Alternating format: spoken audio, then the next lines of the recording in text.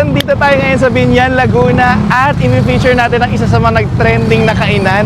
And ang dami-dami na sa inyo nagme-message sa akin na i-rate ko naman daw itong kare-kare ni Balat. So, samahan nyo ako, tikman natin. Let's go! Pumasok ka dito, per station ang pila and per station ang bayad. So, pagkatapos nun, meron sila parang sari-sari store naman dito. Doon ka kuha ng soft drinks. So, ang kanilang crispy kare-kare, ganito kadami siya pag take out. Take out dapat namin, pero may nakita naman kami available seat, kaya pumupuna lang kami dito. So, nilang crispy dinuguan is 100. Diba sa less than 200 lang ang presyo, nakalimutan ko na. Tapos, meron kasamang lechong kawali. Lagyan natin.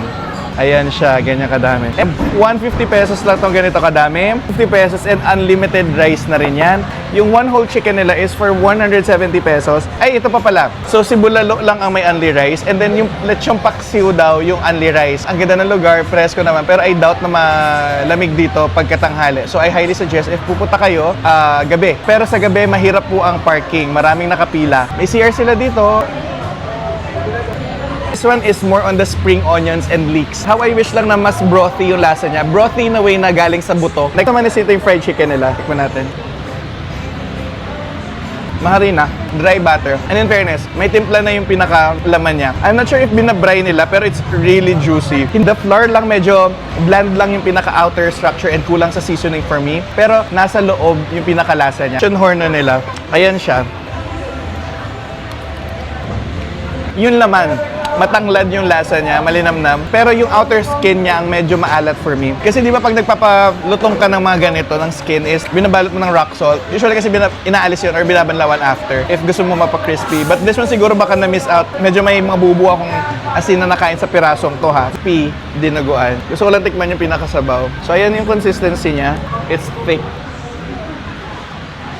Maasim na dinuguan. So for those na fan ng mga hilaw na suka na dinuguan, this is for your daddy, para sa iyo to. Nasabi ko namumuo yung skin. Usually pag ganito galing sa cornstarch yung kapal.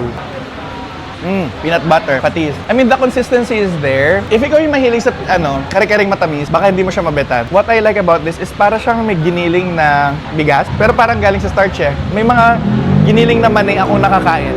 Yun ang pinaka-initial flavor na nalasa ko. How I wish mabalanse yung tamis at alat nagmi-meet kasi more on the alat side ang natitikman ko dito. Overall, kare-kare ni Balat ay Mark Kebab approved, including other food niya. Ang aking personal favorite and highly recommended is their dinuguan. Next is yung lechon horno and chicken. Sana nag-enjoy kayo sa video na to and let me know in the comment section kung ano pa at saan nyo pa ako gustong kumain. And sana parating masarap ang ulam niya. Kaya di tayo mayaman. Bye!